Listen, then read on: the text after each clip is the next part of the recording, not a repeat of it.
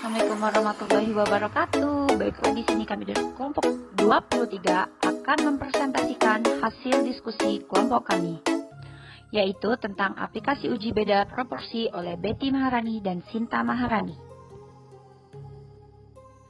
Chi-square adalah salah satu uji dari statistika non-parametrik yang sering dipakai untuk sebuah penelitian. Syarat penggunaannya, tidak ada sel dengan nilai frekuensi kenyataan. Kemudian, apabila bentuk tabel kontingensi 2x2, maka tidak boleh satu sel saja yang memiliki frekuensi harapan.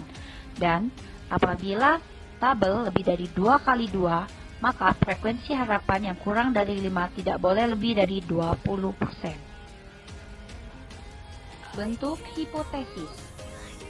HO, tidak terdapat hubungan yang signifikan antara dua variabel. H1, terdapat hubungan yang signifikan antara dua variabel dengan rumus X kuadrat sama dengan sigma O min E kuadrat per E. Ini merupakan contoh perhitungan sesuai dengan prosedur uji hipotesis.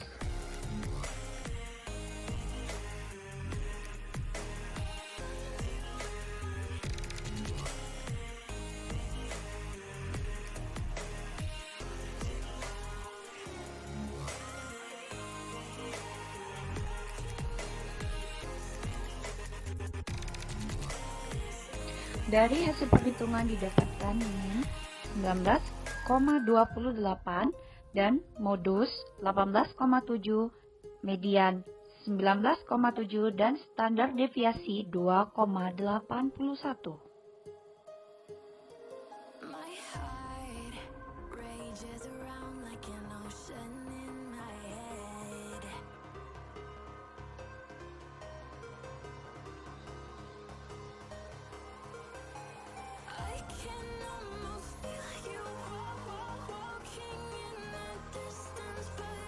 Selanjutnya, koefisien kontingensi adalah uji korelasi antara dua variabel yang berskala data nominal. Kegunaan korelasi kontingensi adalah untuk mengetahui asosiasi atau relasi antara dua perangkat atribut. Koefisien ini berfungsi sama dengan beberapa jenis koefisiensi kolerasi lainnya, seperti koefisiensi kolerasi pi, Hammer, lambda, Spearman, kendali, atau gamma Summers.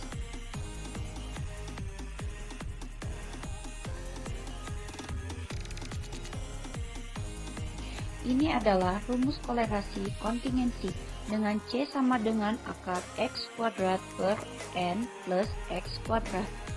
Cara menguji hipotesis kolerasi kontingensi ini adalah apabila suatu penelitian ingin mengetahui apakah ada perbedaan antara mahasiswa fakultas A dalam hal kesukaan terhadap beberapa jenis musik, sehingga setelah disubstitusikan dengan rumus didapatkan mahasiswa menurut jurusan dan jenis musik yang digemari berhubungan di dalam populasinya.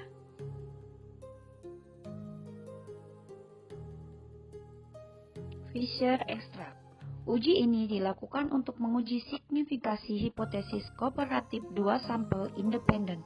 Syarat penggunaannya, hipotesis awal ditolak jika nilai p-value yang diperoleh lebih kecil dari taraf signifikansi yang digunakan.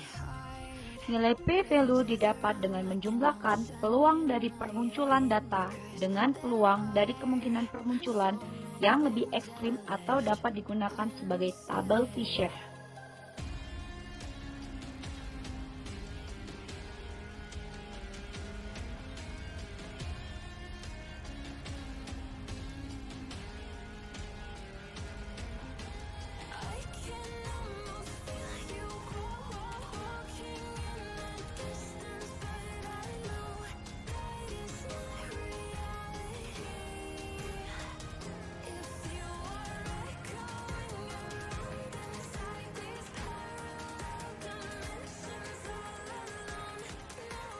Ini adalah rumus dan contoh perhitungan sesuai dengan prosedur uji hipotesis.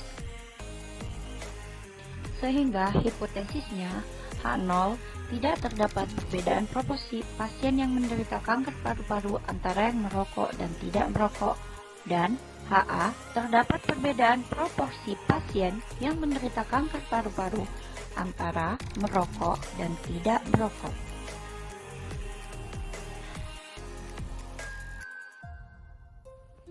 Friedman Test. Uji ini diperkenalkan untuk pertama kalinya oleh M. Friedman pada tahun 1937. Friedman digunakan sebagai alternatif dari teknik analisis varians dua arah. Uji ini tidak memerlukan anggapan bahwa populasi yang diteliti berdistribusi normal dan mempunyai varians yang homogenik.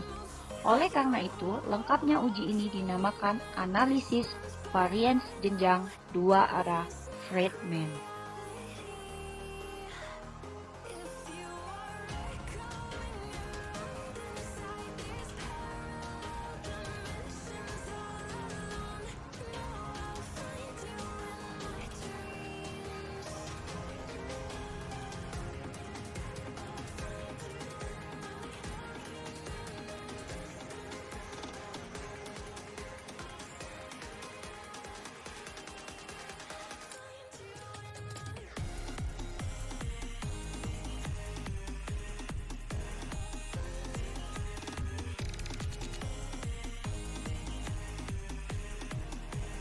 Syarat penggunaan.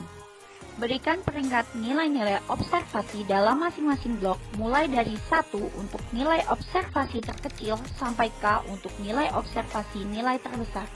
Bila terdapat beberapa angka yang sama dalam blok, angka-angka yang sama diberi peringkat rata-rata menurut posisi peringkat jika tidak terdapat angka yang sama. Kemudian, pada keadaan yang HO benar, nilai peringkat pada masing-masing tingkat perlakuan itu haruslah sama. Perbedaan yang tampak hanya disebabkan karena kebetulan. Ini adalah rumus dari uji Friedman. Uji Friedman pada dasarnya menguji apakah jumlah keseluruhan ranking atau RJ berbeda secara signifikan atau tidak. Uji Friedman menghitung nilai statistik yang disebut dengan Friedman XRR dengan formula sebagai berikut. Untuk K adalah banyaknya kolom atau kondisi, N banyaknya baris atau kelompok berpasangan, dan FJ adalah jumlah ranking atau peringkat pada kolom ke J.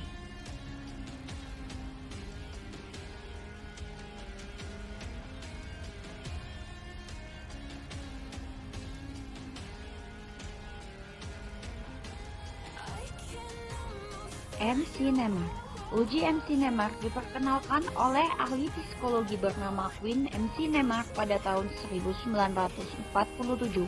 Uji MC-NEMAR digunakan untuk menentukan perubahan-perubahan dalam proporsi bagi sampel-sampel yang berhubungan. Uji ini digunakan untuk penelitian yang membandingkan sebelum dan sesudah peristiwa di mana tiap objek digunakan pengontrol dirinya sendiri.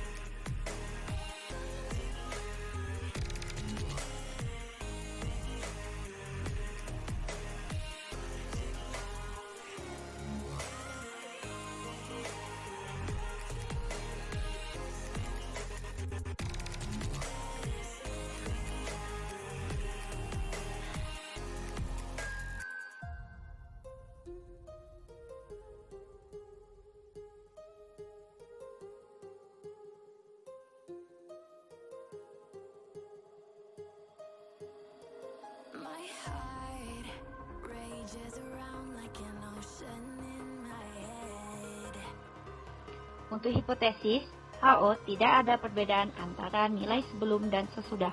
H1, ada perbedaan antara nilai sebelum dan nilai sesudah. Ini adalah rumus dari MC-NEMAR.